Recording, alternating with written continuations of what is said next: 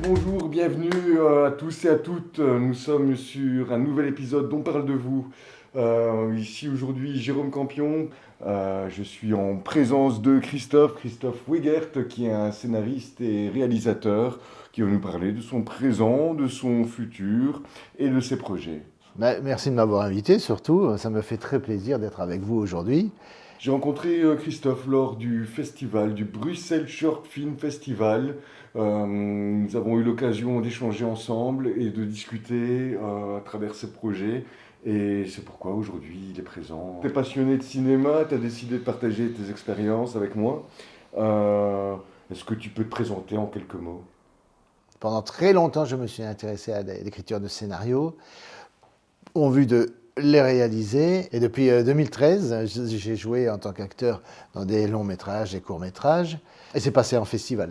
Et ensuite, en 2016, je réalise un court métrage qui s'appelle Jolie Julie. Oui. Voilà. Hé, Julie, c'est toi, t'étais là?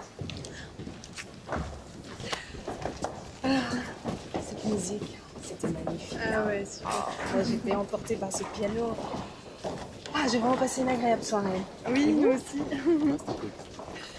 Mais je vois que t'es avec ton amoureux. Oui, une petite soirée en amoureux. C'est bien l'amour. Mais faites attention de pas aller trop vite, hein. Parce que vous, les jeunes, vous voulez toujours brûler trop vite les étapes, hein. Bon, moi j'ai l'air de faire des leçons, mais il faut que je file. Allez. Bonne soirée. Bonne soirée. Ensuite, en 2021, je réalise ce qui va devenir L'ombre et la lumière. Donc, scénario écrit par moi, mis en scène par moi, réalisé par moi. Et voilà, c'était que du bonheur de faire ça. Ouais, c'était un très très chouette film tourné en nature. Oui, dans une forêt. Dans une forêt, ouais, Ouais, c'était tout à fait. tourné où? En fait, près de chez moi, il y a ce qu'on appelle le bois des rêves. Hein, c'est près de Louvain-la-Neuve et tout ça. C'est un bois qui touche un petit peu là, Louvain-la-Neuve et Autigny, hein, dans cette zone-là. Donc ça a été tourné là, en fait. Voilà. Ce lieu m'a toujours inspiré.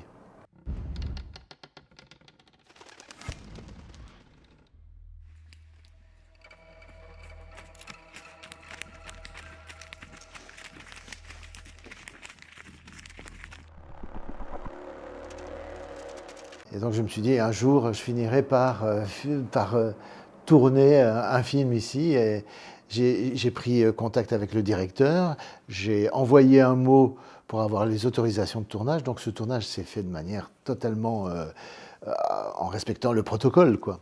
Et finalement, le tournage a duré 3 jours et c'était en boîte assez rapidement. Oui. J'ai entendu parler de ta formation qui est réussir dans le cinéma.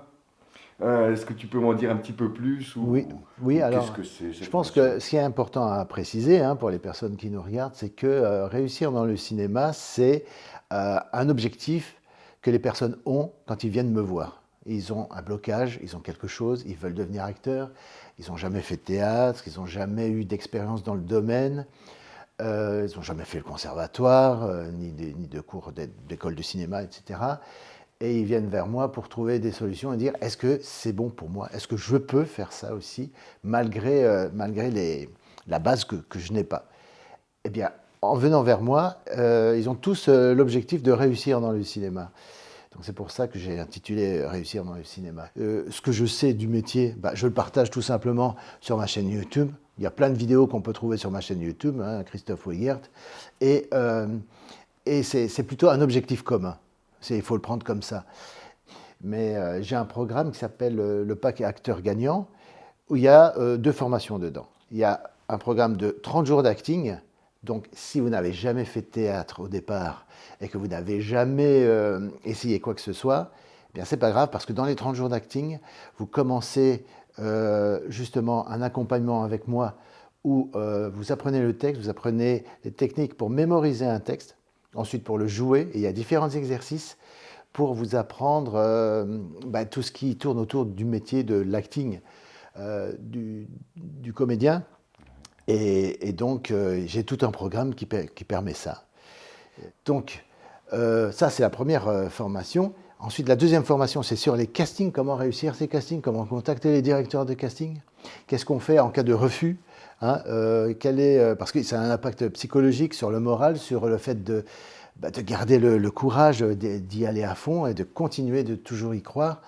Moi, j'ai vu que dans mon parcours, j'ai vu des gens qui étaient vraiment très déprimés du fait de pas avoir été choisis, etc.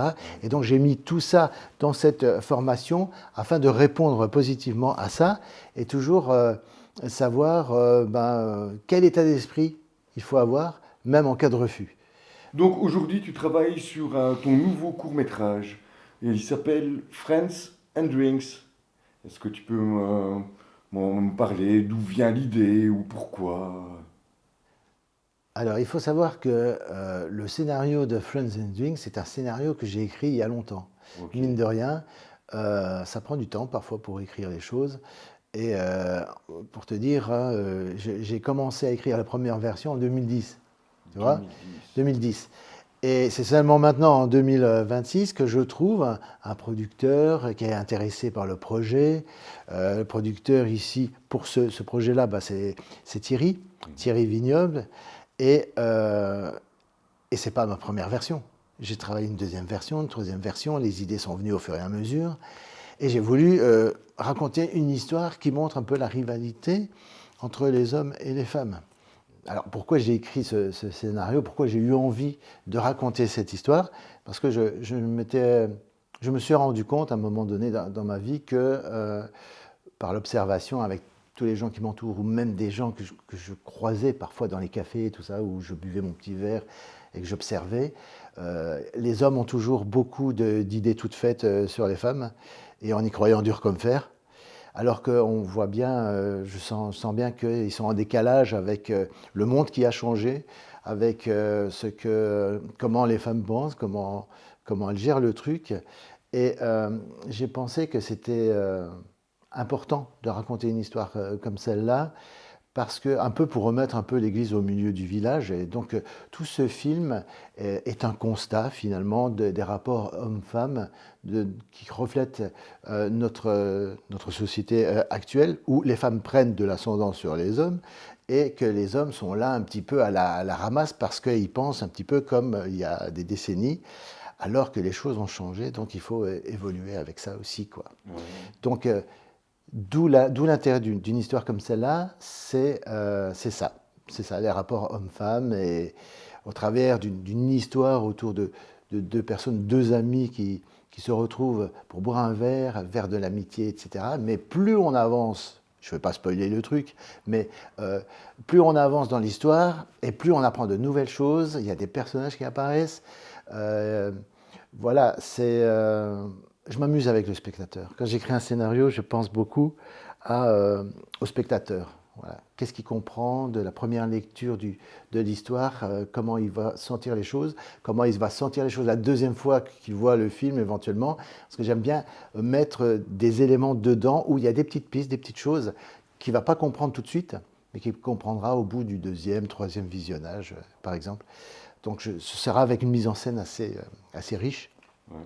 Et qui va dans le sens de qu'est-ce que l'histoire raconte. Et on est plus dans quelle catégorie? On est dans quel genre? Je dirais une comédie dramatique. Dramatique. Comédie dramatique, parce que c'est pas totalement drôle et c'est pas totalement dramatique non plus, quoi. Ouais. Il y a des choses qui prêtent à sourire, qui prêtent à rire, ne serait-ce que par l'exagération des réactions des personnages entre eux, etc. Enfin, il y a tout un truc. Et plus on avance dans l'histoire, et plus c'est barré, quand même. Okay. J'aime bien quand ça commence normalement, et puis qu'après, on arrive à un truc totalement fou. Merci d'avoir suivi cette émission. Nous arrivons bientôt à la fin. Yes, en tout cas, Christophe, un tout grand merci de ta présence. Merci à toi. C'est un très bon moment et en découverte de ton parcours, de ce que tu fais et ce que tu vas faire. Merci. Christophe, est-ce que tu aurais un dernier mot pour la fin? Oui, bien sûr. Ouais, vas-y, balance. Bien sûr. Alors, si vous vous intéressez au cinéma, si vous vous intéressez au métier d'acteur, considérez ça vraiment comme un métier, pas comme un hobby. Si vous l'imaginez comme un hobby, ce ne sera jamais rien d'autre qu'un hobby. Si vous faites ça quand vous avez le temps le dimanche et tout, vous n'allez pas progresser beaucoup. Mais si vous travaillez tous les jours dessus et que vous vous dites, allez, maintenant, je suis acteur, je suis un professionnel, donc je fais tout comme un professionnel, eh bien vous allez évoluer énormément. Vous allez passer par des difficultés, ça va être dur de temps en temps, surtout sur le plan psychologique. Et ce sera d'autant plus dur que vous avez peut-être une estime de vous-même un peu fragile, hein, une confiance en vous-même fragile. Eh bien, si c'est le cas, n'hésitez pas à aller sur ma chaîne YouTube, Christophe Wiegert. Il y a plus de 500 vidéos de conseils qui pourront vous aider. Forcément, vous allez tomber sur la vidéo avec le conseil qu'il vous faut, qui pourra vous débloquer. Et au pire, vous avez la possibilité de vous inscrire à une formation gratuite. Après, derrière ça, si vous voulez aller plus loin et être en contact avec moi, vous pouvez prendre, avec le lien Calendly, prendre rendez-vous, on fait un appel découverte, Ouais, je sinon, m'adapte à votre direct situation. sur Instagram, Et voilà, hein. direct sur Instagram Ouais, aussi, hein, voilà, je pense exactement. Ouais, je pense que c'est la meilleure des manières Voilà. à faire. Et, Quoi. comme c'est très dur, eh bien, prenez vos rêves au sérieux. Donc, si vous êtes du genre à prendre vos rêves au sérieux, alors devenez l'acteur de votre futur. Ouais, moi je dirais, il ne faut pas rêver, il faut vivre ses rêves. Merci d'avoir suivi cette émission. Et je vous souhaite une belle journée. Prenez soin de vous. Big up.